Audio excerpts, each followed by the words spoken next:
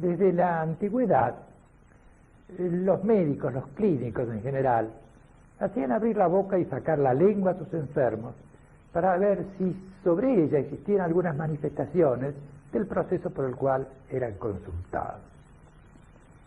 Pese a ello, muy poco se sabe sobre las enfermedades de la lengua, muy poco se ha escrito. Y en realidad la lengua es un órgano muy especial, con una anatomía muy particular, con sus papilas que le dan una fisonomía que determina la aparición de las llamadas enfermedades propias de la lengua a las que nosotros vamos a referirnos. Y si es tan fundamental las papilas en las manifestaciones de las enfermedades propias de la lengua, vamos a hablar primero de ellas. ¿Cuántas clases de papilas existen en la lengua?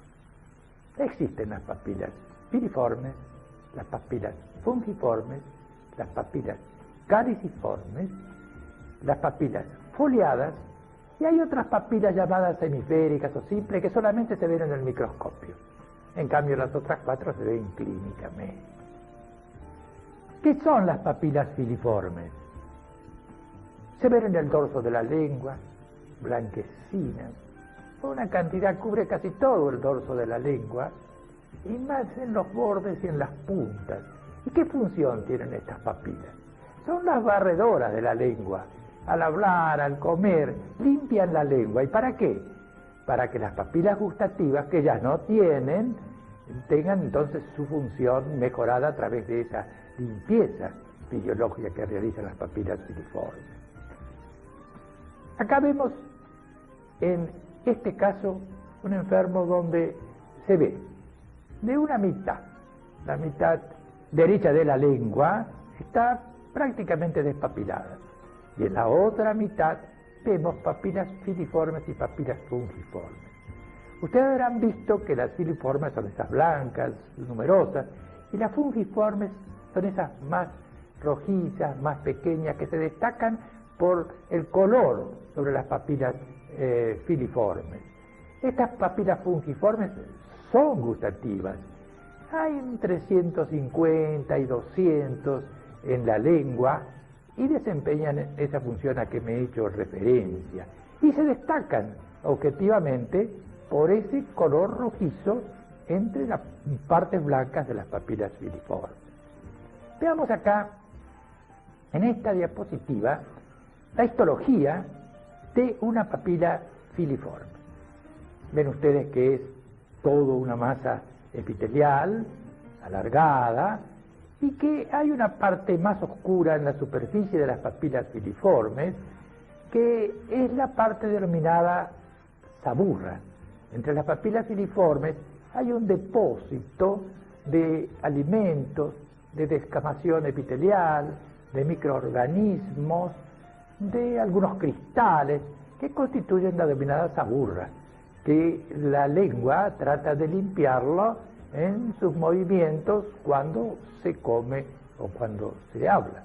Ya vamos a hablar de esa lengua saburral, pero lo que quiero decirles en este momento es que es distinta la saburra a lo que se denomina las papilas filiformes. A veces se confunden y uno ve una lengua saburral y no sabe si es saburral o es una lengua con aumento de las papilas filiformes. Pero de todas maneras es bueno destacarlo ahora. Veamos esta otra diapositiva histológica de una papila fungiforme. Ven que son completamente distintas. Acá la parte del corion eleva, digamos, el epitelio de la mucosa, que está atrofiado, que está, digamos, sin papilas secundarias, y que tiene, a mayor aumento, no se ve acá, papilas gustativas. ¿Y qué son las papilas caliciformes? Esas papilas caliciformes constituyen la B lingual. Son entre 9 o 11, más o menos, con tienen la forma de una B lingual, con el vértice hacia atrás. Están en el dorso de la lengua, en la parte posterior. Y la última que está de las papilas que son impares, la última de la B, la punta de la B, está en lo que se denomina foramen secum. Estas papilas entonces son enteramente gustativas y podemos ver histológicamente el aspecto que tienen. Son como aplanadas, son como un honguito, digamos. El epitelio también es atrófico, y fíjense ustedes en una parte de donde está la circunferencia de la papila, como una glandulita llamada de Ebner desemboca en ese surquito, y desemboca allí porque quiere limpiar bien a la papila para que tenga esa secreción, desempeña la función de limpiar bien la papila para que desempeñe mejor su función gustativa. Esas papilas de la B lingual se confunden a veces un poquito con las papilas foliadas, que son distintas, por lo menos en el hombre. Las papilas foliadas están en el tercio posterior de la lengua, son 3 o 4 como pliegues de la mucosa en el borde posterior. Uno a veces tiene que tirar la punta de la lengua para ver las papilas foliadas en el fondo, en los dos lados, y son como pliegues de la mucosa, que acá desempeñan, aunque se parezcan a veces a las papilas caliciformes, son distintas, son órganos, folículos linfoides, órganos de defensa, aunque en algunos animales también desempeñan funciones gustativas, por eso la apariencia clínica semejante. Veamos las papilas foliadas en esta paciente y veamos después la histología de estas papilas foliadas, que en realidad tienen la apariencia de un folículo linfoide. Bueno, hemos hablado algo de la función, de la anatomía, de la histología de estas papilas, y corresponde ahora entrar en la que se denominan enfermedades propias de la lengua, en base a lo que hemos enunciado, esta constitución anatómica distinta a cualquier otro órgano de la economía. ¿Y cuáles son esas enfermedades propias de la lengua? Hay muchas. Una de ellas es la llamada glossitis romboidal, otra es la lengua escrotal, otra es la lengua geográfica, otra es la lengua vellosa, otra es la lengua saburral, a la cual ya hemos hecho alguna referencia. Hay unas papilas foliadas a veces hipertrofian y constituyen lo que se llama la papilitis foliada. Y hay una enfermedad de la lengua en que no se encuentra patología sobre ella y que nos vamos a referir después, y que es muy, muy, muy importante, y que se denomina glossodinia esencial. Y todavía hemos dejado de lado las despapilaciones de la lengua, que a veces son fenómenos, a veces son manifestaciones que se producen en diversas enfermedades, y ya que hablamos de despapilaciones y de difusas, digamos que esencialmente en las anemias y en un proceso que se llama enfermedad de Sjögren o síndrome de Sjögren, que es de mucha importancia para los que estudian enfermedades de la boca y aún para los clínicos, porque tienen manifestaciones de todo tipo, no solamente a nivel de la lengua, sino de los ojos y de otros sectores. De manera que es un proceso muy, muy importante, y que la lengua puede verse absolutamente despapilada. Y entremos en el estudio de la llamada lengua vellosa. ¿Qué significa esto? La hipertrofia de las papilas filiformes. Veamos este caso con las hipertrofias de las papilas filiformes, que se ven en la parte posterior en este caso, porque generalmente empiezan a hipertrofiarse las papilas filiformes, precisamente en esta lengua vellosa, empiezan en la parte posterior y se vienen hacia adelante. A veces constituyen como una cabellera, dan náuseas porque molestan en la parte posterior de la lengua, se aglutinan entre ellas, y la mayoría de las veces son de color negruzco. Por eso que todo el mundo habla de lengua negra vellosa, pero en realidad hay que hablar de lengua vellosa, porque a veces, en la mayoría de los casos, son negras, pero otras veces son blancas y aún de otras coloraciones, que está en relación con la clase de microorganismos que pueden producir esas decoloraciones. Veamos otro caso de lengua vellosa, ya a mayor aumento, y acá a mayor aumento todavía otro caso de lengua vellosa. Veamos otro caso donde ya no se ve solo en la parte posterior, sino en el dorso de la lengua, en casi toda su extensión. Veamos otra lengua vellosa, pero blanca esta vez. Ven ustedes que está aumentada las papilas filiformes, o la hipertrofia de las mismas, pero es blanca. Y este otro caso donde también vamos a ver una lengua blanca vellosa. Veamos ahora la histología de esta lengua vellosa. Fíjense, en esta diapositiva histológica, a la izquierda hay un aspecto casi normal de las papilas filiformes, como mostramos anteriormente. Pero fíjense en la derecha cómo hay un aumento de las papilas filiformes que constituyen lo que se denomina lengua vellosa. ¿Y cuáles son las causas de esta lengua vellosa, generalmente negra vellosa? Son tantas, son múltiples, dependen de factores locales, de factores generales, que cuando viene un enfermo con lengua vellosa, uno se desespera en encontrar la causa que puede producirlo para tratarla. Fíjense, acá hay una serie de causas que vamos primero a entrar en las locales. La gente que fuma suele tener lengua vellosa. Cuando ponen antibióticos en la boca, por ejemplo, trociscos de algún antibiótico, especialmente de penicilina, uriomicina, la lengua se ve vellosa. Cuando lo mismo cuando se ponen trociscos de corticoides por alguna causa, la lengua se ve vellosa.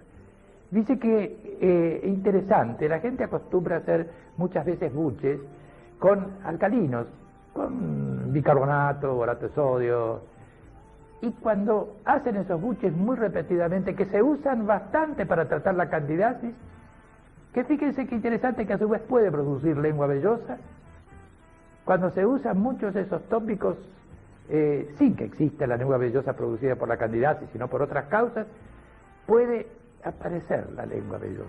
Y lo mismo lo que se acostumbran a hacer para limpiar su boca, buchecitos con agua oxigenada, etc. Ya dijimos que la cándida puede traer lengua vellosa. Y ahí es cuando damos borato y cura la cándida. Así que a veces el borato que trae la lengua vellosa, a veces cura la lengua vellosa cuando es producida por la cándida. Cuando hacemos radiaciones, por alguna causa, especialmente por un cáncer en la lengua, posteriormente a la radiación puede haber una lengua vellosa. Y otra cosa interesante, especialmente para los uruguayos, los que toman mucho mate suelen tener lengua vellosa. Y me refiero a los uruguayos, porque es clásico verlos en su país, con su termito en las plazas, en los colectivos, etcétera, tomando su mate. Acá somos muy materos, pero evidentemente los uruguayos lo ganan. Y dentro de las causas generales de la lengua vellosa, volvemos a los antibióticos, especialmente la penicilina. Cuando se hace penicilina, se da a tomar o se hace inyectable, puede aparecer la lengua vellosa. Y lo mismo las sulfamidas, cuando se dan por vía oral, y lo mismo el corticoide, cuando se da por vía general. Y los diabéticos. Los diabéticos siempre cuando hay una lengua vellosa, uno acostumbra a ver si es por la cándida, hay que pedirle o por estos casos estas causas que hemos citado, pero uno acostumbra a pedir una glucemia porque puede ser un diabético. Y los enfermos febriles también pueden tener lengua vellosa. Bueno, ¿cómo hacemos para tratar esta lengua vellosa? Como siempre dijimos, hay que estudiar al enfermo. Si hay una etiopatogenia, y bueno, habrá que ver cuál es la causa que está provocando esta lengua vellosa, que como les digo, son tantas que a veces es imposible. Entonces, cuando es posible, tratamos la causa. Pero de todas maneras, siempre hacemos algún tratamiento que nos mejore la lengua vellosa. Uno diría cuando forman como cabelleras, y si las cortamos, y si las cortamos se vuelven a formar, de manera que no es un tratamiento. Un tratamiento clásico es la podofilina, la resina de podofilina en glicerina y alcohol, entre un 5 y un 15%. Hacer pincelaciones en la lengua y evidentemente mejora la lengua vellosa. Lo que hay que prevenir al enfermo que no vaya a tragar al podofilino, es decir, que lo coloque pero después haga un buche para que el podofilino no sea digerido. También lo mismo se puede hacer en la solución gliceroalcohólica, el ácido salicílico al 5%. Es un queratolítico y nos limpia, y lo mismo produce la urea, pero ya en proporción mayor, al 50%. Otro tratamiento que es interesante, al enfermo no les gusta porque les colorea mucho la lengua, les tiñe, a veces hasta le mancha los vestidos, es un colorante, azul de metileno, fucina. Los colorantes tratan al mismo tiempo los microorganismos y las cándidas que pueden provocar la lengua vellosa. Y al mismo tiempo, aunque no sea determinado, digamos, por microorganismos, los colorantes, el azul de metileno, el violeta de genciana, al 1%, evidentemente son útiles en algunos casos. De todas maneras, no se olviden que hay que buscar en lo posible la causa. Y si quiero citar más, puedo decir trociscos de vitamina A, cloruro de benzalconio al 1 en 3000, es decir, que hay una cantidad tan grande de tratamientos de la lengua vellosa que sería imposible dar toda la lista, pero me he referido a los más importantes, primero entonces la etiopatogenia si es posible, y después dentro de los que nosotros hemos considerado, sobre todo en primer lugar. Y ahora vamos a referirnos a la lengua saburral. Ya hablamos de lo que significaba la saburra, que era el depósito de descamaciones epiteliales, de microorganismos, de cristales, que estaban en la lengua entre las papilas filiformes o sobre las papilas filiformes. Fíjense ustedes en este caso lo que es una lengua saburral, ese aspecto blanquecino que recuerda algo de la lengua blanca vellosa, pero acá hay solo saburra. Y fíjense en este otro caso, como la saburra no está solo en la lengua, sino que acá la vemos sobre la encía. ¿Y cómo sé que es saburra? Yo lo puedo limpiar con una gasa, pero ustedes me dirán, sí, pero también la cándida, el mugué se puede limpiar con una gasa. Y bueno, es cuestión de hacer un examen a ver si hay cándida o no. En este caso es saburra. Y miren, en otro lugar donde hay saburra, y donde en ese mismo caso, visto en otro diapositivo, cómo yo limpié la saburra y queda absolutamente todo normalizado. ¿Y cuáles son las causas que traen la que denominamos lengua saburral? La saburra, ¿por qué se produce? Porque no se puede descamar ese epitelio, todas esas manifestaciones de saburra, no se pueden ir porque si no se come o no se habla. Entonces hay circunstancias fisiológicas o patológicas que no se come ni se habla. Por ejemplo, cuando uno se levanta de dormir, dice, tengo la lengua seca, tiene la lengua saburral, porque ni ha comido ni ha hablado. Las emociones, por ejemplo, traen lengua saburral, secan la boca y la lengua se pone blanquecina y saburrante. Y al revés, hablando mucho, llega un momento en que uno se seca la saliva y la lengua se pone saburral con cierta halitosis, que es lo mismo que sucede cuando uno se levanta, que tiene a veces mal aliento en la boca con halitosis. ¿Y en qué procesos? ¿Cuándo patológicamente se produce la saburra? En las enfermedades febriles. Cualquier enfermedad febril, lo primero que trae es una lengua saburral. Y en las serostomías. Es decir, las serostomías, una enfermedad de Sjögren, por ejemplo, que ya hemos citado, serostomías de otras causas, especialmente cuando se toman medicaciones antiansiosas, antidepresivas, que traen una serostomía ahí que pueden ser lengua saburral. En los que se operan y bueno, no están a dieta y no hablan poco, y entonces la lengua se pone saburral. Y en el proceso donde más se observa hasta la lengua llamada del oro hay dos procesos. En la obstrucción intestinal y en la uremia. Ahí es cuando la lengua realmente es aburral y se denomina lengua de loro. ¿Y cómo tratamos la lengua saburral? Casualmente, eliminando, limpiando bien la boca, haciendo un buen aseo de la boca, se elimina la saburra, y también comiendo o hablando, haciendo buchecitos, aún con agua, la boca vuelve, digamos, a su normalidad, y desaparece la saburra si uno hace una buena limpieza y elimina las causas fisiológicas o patológicas que la han provocado.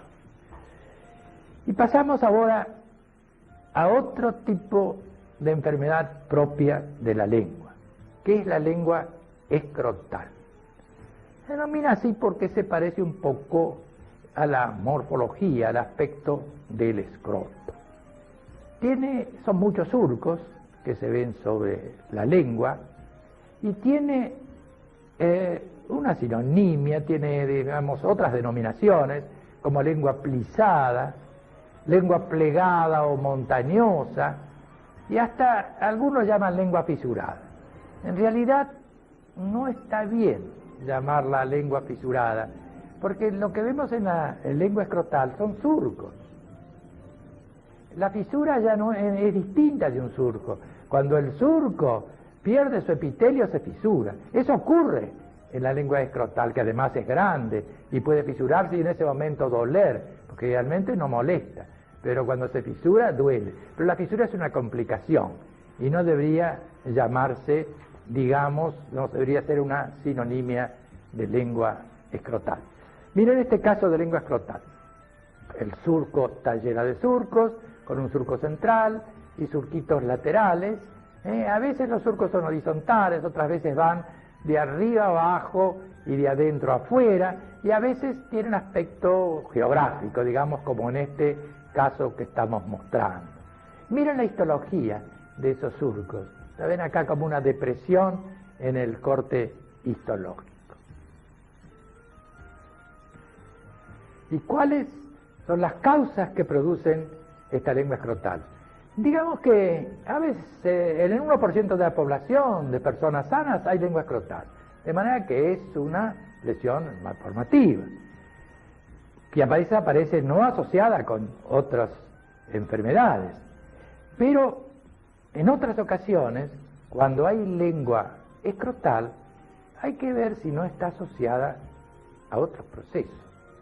Por ejemplo, hay un síndrome de Merkelson-Rosenthal, en donde hay una infiltración edematosa no inflamatoria de la cara, especialmente de los labios, que se llama macroqueilitis, de Michel se llama, que se asocia a veces a una parálisis facial y que tienen lengua escrotal. No todos los casos, pero un 25% de los casos del síndrome de Merkelson-Rosenthal aparece con lengua escrotal, lo que no se veía en la mayoría de las personas sanas, que era el 1%. Verá que ahí es muy importante porque forma parte de la triada del síndrome de Merkelson-Rosenthal. Hay otros procesos donde se puede asociar la lengua escrotal. En los oligofrénicos como una lesión malformativa, asociada a otras manifestaciones, síndrome de Down, etc. El mogolismo, por ejemplo. En algunas enfermedades, genodermatosis, como el xeroderma pigmentoso, ahí aparece generalmente la lengua escrotal. Y en algunos otros procesos ya de menor importancia que las que hemos citado. Entonces, tenemos primero a considerar si es una lengua escrotal que no tiene ninguna manifestación y que no se asocia a otro proceso. Que no da dolor porque no se ha fisurado. Bueno, allí no hay que hacer nada, por supuesto. Si hay fisura, sí. Allí hay que poner por lo menos un corticoide en una hora base que sea adhesiva para que la saliva no lo quite, un corticoide al 0,5% o al 1%, para que la fisurita entonces se desinflame y desaparezca. ¿Y qué importancia tiene en otros momentos, cuando no es fisiológica, en otros casos, es la asociación con esas enfermedades a que hemos hecho referencia? ¿Y qué tratamiento tiene? Ninguno prácticamente. Sacando del caso que se fisure, no podemos modificar una malformación como es la lengua escrotal. Vamos a otra enfermedad propia de la lengua, y que es la lengua geográfica. Se denomina también glositis exfoliativa y marginal, porque en la margen aparece un bordecito como exfoliándose, como van a ver ustedes en el primer caso que voy a mostrar después. Y también se llama descamación marginada y aberrante en áreas, porque es una descamación, tiene un margen, y es aberrante. ¿Qué significa aberrante? Que puede estar en un lado, de pronto pasa a otro, de pronto pasa a otro, es decir, que en horas, días, a veces en horas, aparece en un lado y se va para otro. Entonces, y además, ¿qué importancia tiene esta sinonimia de no decir lengua o glositis, sino descamación marginada y aberrante en áreas? Porque este mismo tipo de lesión se puede ver fuera de la lengua, en cuyo caso se denomina glositis ectópica, que no es tan correcto, porque glositis ectópica estamos diciendo que está en la lengua y que no está en la lengua, está en otro lado. Miremos diapositiva, este caso que está en una diapositiva, donde vemos la lengua geográfica. Veamos, hay varios elementos de lengua geográfica sobre la lengua. Vemos que parecería que faltan las papilas en el centro, que tiene un margen, como se compara a veces a un hojaldre, el bordecito ese que tiene. Empieza en realidad como una pápula que se abre como una flor. Y entonces el centro se va curando y va siguiendo por la periferia, se va uniendo unas con otras, de pronto desaparece en un lado, aparece en otro. Miremos otro caso de lengua geográfica. Este es otro caso de lengua geográfica. Y este es otro caso de lengua geográfica, con las características que ya hemos señalado. Y miren este otro caso, que es bastante difícil hacer el diagnóstico de lengua geográfica, porque apenas hay un bordecito en la parte posterior del borde derecho de la lengua. Y vemos otro caso con las múltiples manifestaciones de lengua geográfica, y otro enfermo, también con las mismas manifestaciones. ¿Y qué denominamos lengua geográfica ectópica? Precisamente la que está fuera de la lengua. Miremos este caso.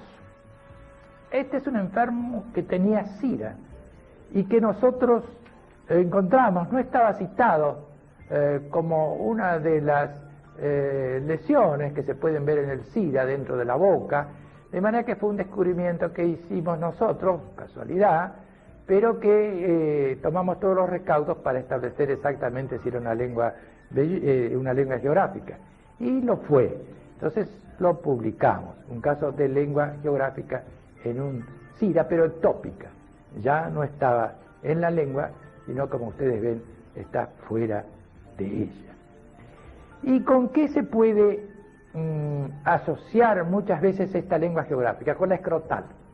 Yo no lo quise decir antes porque no habíamos hablado de la geográfica, pero con la lengua escrotal es muy común, casi el 50% de lengua escrotal se asocia con lengua geográfica. Y miremos, antes de decir cuáles son las causas de esta lengua geográfica, miremos esta histología. Vemos que hay una cantosis, que es lo que predomina en esta diapositiva, que vendría a ser el borde de la lesión. Pero después se disgrega esta cantosis produciendo algo de esponjosis, cuando ya se va disgregando y va llegando a la normalidad la parte céntrica de la lesión, que aún no se formaron las papilas, pero que ya no hay más en el centro ese rodete, esa lengua de tipo hojaldre. ¿Y qué más vemos en la diapositiva? En las dos que mostramos hemos visto como las papilas son largas, llegan casi al límite con el epitelio de la mucosa y con algún vasito, que es lo que se ve especialmente en la psoriasis. Por eso que algunos dicen que la lengua geográfica es una manifestación de psoriasis en la boca. Tiene algunas características. Y lo interesante que van a ver ustedes, ahora que hablemos de las causas, cómo la psoriasis se ve asociada a la lengua geográfica. ¿Qué es la lengua geográfica? Es una displasia, una malformación. Pudiera ser, aparece en una edad temprana, hay casos familiares, hay asociado a lengua escrotal y asociado a otras malformaciones. De manera que lo displásica, pongámoslo con un signo de interrogación, pero es posible que lo sea, malformativa o displásica. No la displasia epitelial, que es otra cosa, que eso es, cuando hablamos de precáncer, hablamos de displasia epitelial. Acá estamos hablando de displasia como sinónimo de malformación. ¿Será adquirida? Tiene un carácter dinámico, eso que está en un lado, que está en otro, y hay un componente emocional que a veces hace aparecer la lengua geográfica. ¿Podrá ser adquirida? Puede ser. Y podrá estar vinculado a algo genético.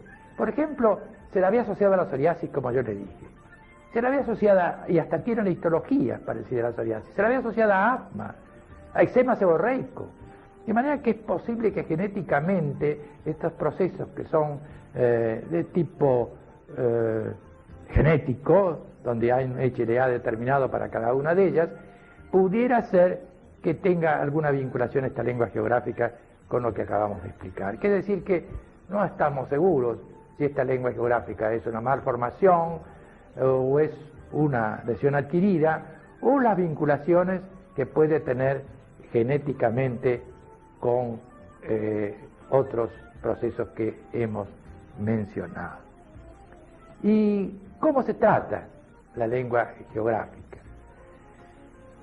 Bueno, el enfermo a veces cuando ve eso se asusta, piensa ¿qué tendré yo? Porque generalmente no se miran la lengua, pero cuando las miran y ven eso se asustan. Y van al médico, y algunos médicos la conocen, otros no la conocen bien. Estomatología es una especialidad que muchas veces no se conoce como otras disciplinas, pero de todas maneras se inquietan y bueno, ¿y qué es lo que está pasando acá? ¿Qué es lo que ocurre? Y bueno, se hace el diagnóstico de lengua geográfica, él conoce bien las cosas, el enfermo a veces tiene alguna pequeña molestia por su lengua geográfica, y entonces se trata como tratábamos la fisura de la lengua escrotal, con un poquito de corticoides, con alguna orobase, pero le explicamos al enfermo que no es nada malo, buscaremos procesos que puedan asociarse, pero le explicamos que no es ninguna lesión que tenga que preocuparse ni que se pueda transformar en nada malo. Así que tenemos que conformar al enfermo sacándolo muchas veces de lo que él considera un proceso muy importante.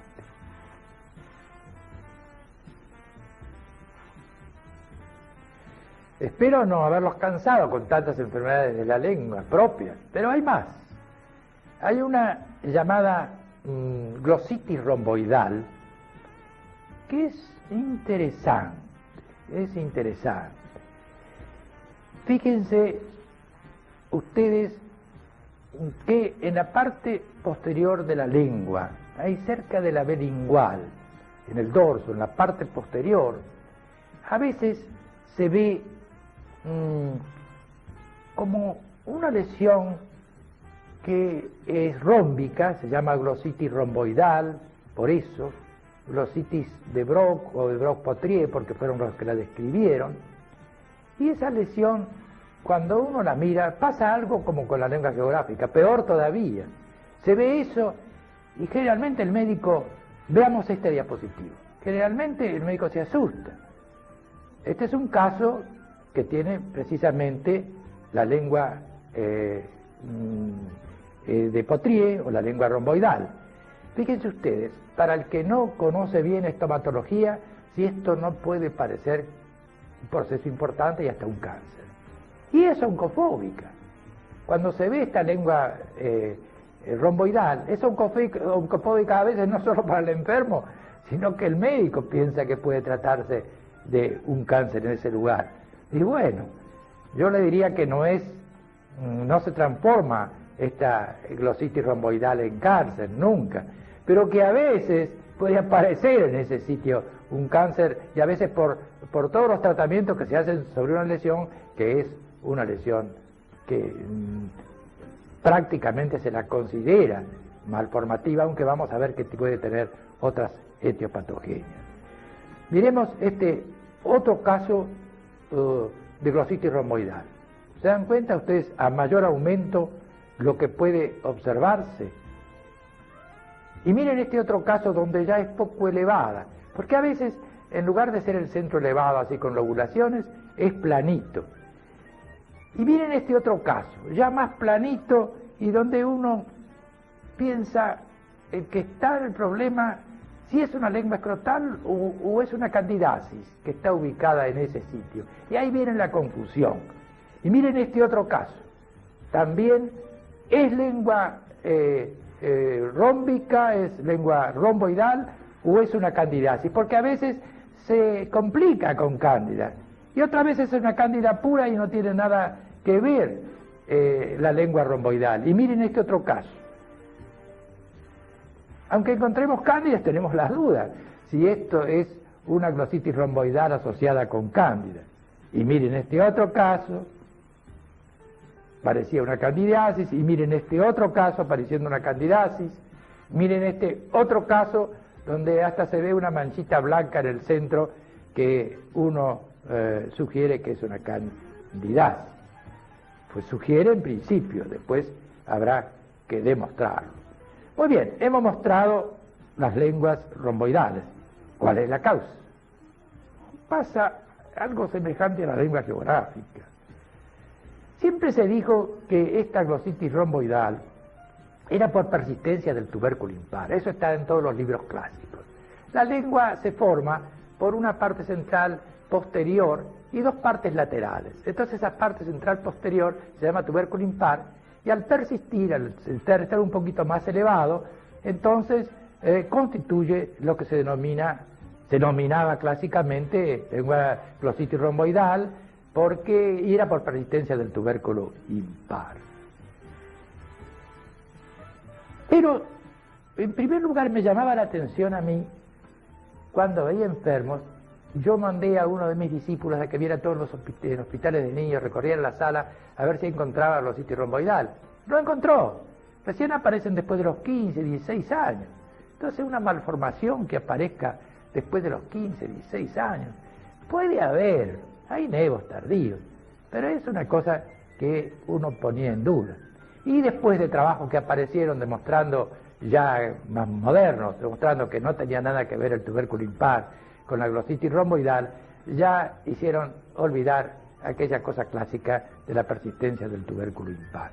¿Vieron ustedes cuántas candidiasis se puede confundir, digamos, con la glositis romboidal? Le he mostrado muchos casos.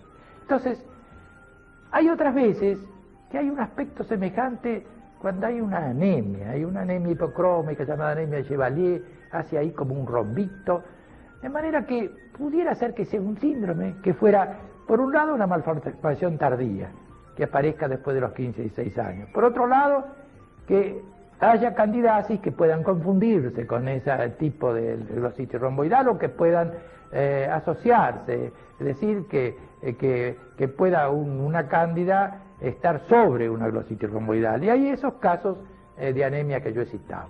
Quizá constituye un síndrome, no sabemos.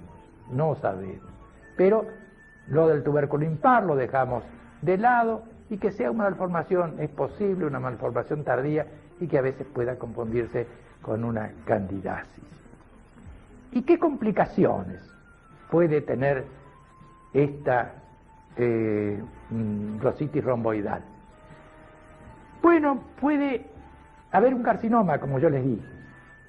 quizá a veces se molesta en la zona, le ponen cosas, hasta algunos han recibido tratamiento de cáusticos, y eso da motivo a la aparición de un carcinoma, porque no es una lesión que se pueda transformar, no es un precáncer. Es oncofóbica, sí, pero no un precáncer. Pero a la aparición no la hemos visto. Y miremos este enfermo donde en el lugar de la lengua romboidal, eso que se levanta, ese como una lesión, un tubérculo que se levanta, bueno, esa era una papilomatosis florida, un cáncer de baja malignidad que se había instalado en ese sitio donde se pensó que era una glositis de Potrier y sobre ella se había hecho un cáncer. En realidad es un carcinoma sobre una glositis de Potrier, pero no que la glositis de Potrier, volvemos a repetir, sea un proceso cancerizable. Y como se trata esa lengua romboidal, y bueno, ¿cómo vamos a tratarla? Si es una malformación, no tiene tratamiento, no tiene tratamiento. Hay que explicarle al enfermo que no es nada malo, y si hay una cándida, por supuesto, tratar la cándida. Y ya vamos llegando al final. Nos toca ahora referirnos a papilitis foliada. ¿Se acuerdan ustedes que había unas papilas foliadas en el tercio posterior de la lengua, en el borde, que había que tironear la lengua para verlas? Existen normalmente. Son 3 o 4 pliegues de la mucosa, con una histología de un folículo linfoide, como yo les mostré, pero que a veces se inflama y aparece grande. Y entonces es oncofóbica. Miren este caso, más o menos normal, y miren este otro caso, qué proceso que se ha formado ahí, se ha inflamado ese folículo linfoide. Y entonces da la sensación de algo raro, y como es un lugar que se mira menos todavía que el dorso de la lengua, porque hay que ir a buscarlo, entonces cuando se ve eso, bueno, realmente entra una desesperación porque se cree que está frente a un proceso muy grave. Y miren este otro caso, cómo son enormes las papilas foliadas, por eso se llama papilitis foliada. ¿Y cuáles son las causas? No es fácil determinarlas.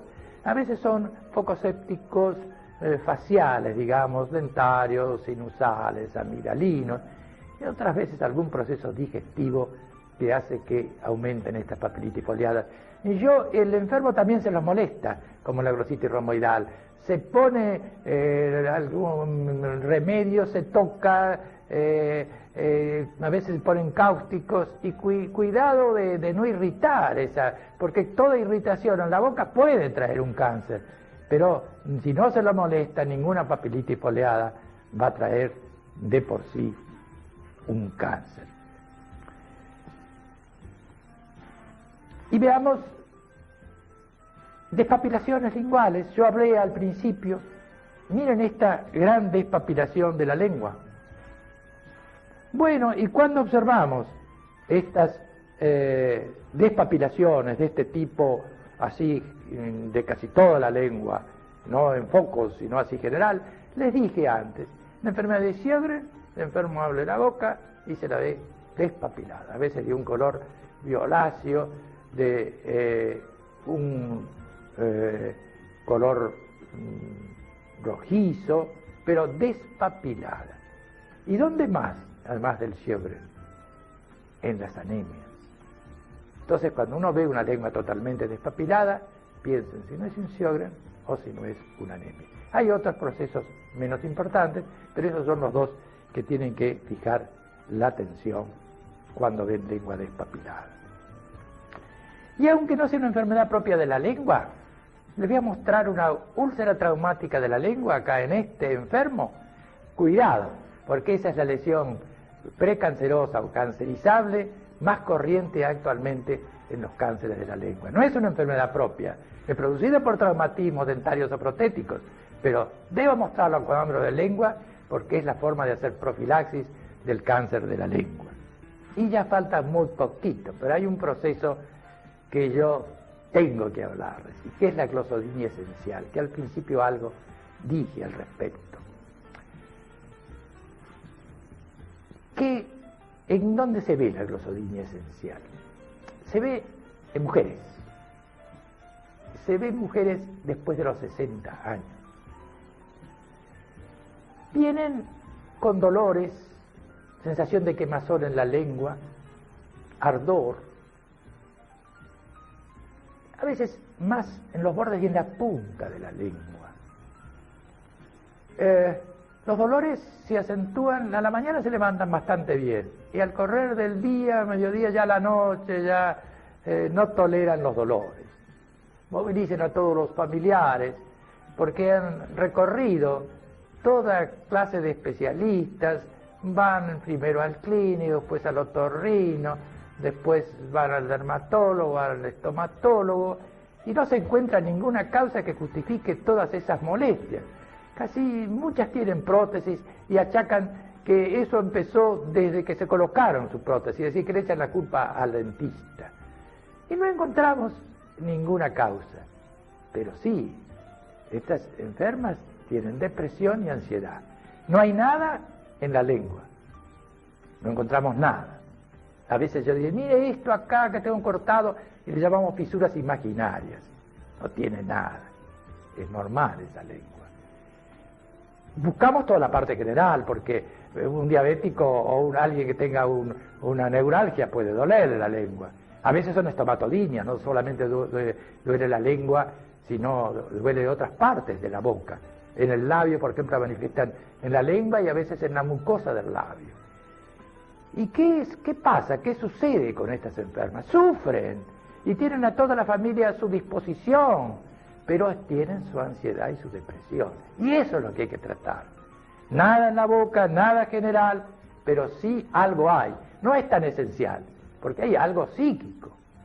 Es esencial si consideramos que lo psíquico es esencial. Bueno, son casos de todos los días. Yo veo todos los días glossodinia esencial que realmente no conmueven solamente al enfermo, sino a la familia. Hay casos y leyendas, o cuentos, mejor dicho, donde es una tragedia familiar la que tiene esta glossodinia esencial, y la mayoría son italianas del sur o judías, más matriarcales seguramente. Y cuando los hijos se van, cuando se casan, se quedan solitas, allí empiezan sus fenómenos de angustia y depresión. Y hay que tratarlas combinando medicamentos donde se pueda tratar la depresión y donde se pueda tratar la angustia. Si uno equilibra bien esos medicamentos en cada uno de los enfermos, vienen y por lo menos no ocurre como antes, que no le dábamos tanto valor a esa parte psíquica. Estoy peor cuando dábamos algún tratamiento. Ahora vienen y dicen, estoy mejor, que es lo que uno por lo menos esperaba. Le voy a mostrar este último caso. Trata de un enorme linfangioma de la lengua. En estas dos diapositivas de este enfermo puede verse esta monstruosidad. Sin embargo, con resecciones quirúrgicas hechas en varios tiempos, es posible lograr que esta lengua adquiera cierta normalidad y la enferma pueda hablar y comer como cualquiera de nosotros. Y ahora, finalmente, están viendo ustedes la cara del sabio Einstein, pero sacándoles la lengua, para los que no creían en su teoría de la relatividad. Muchas gracias.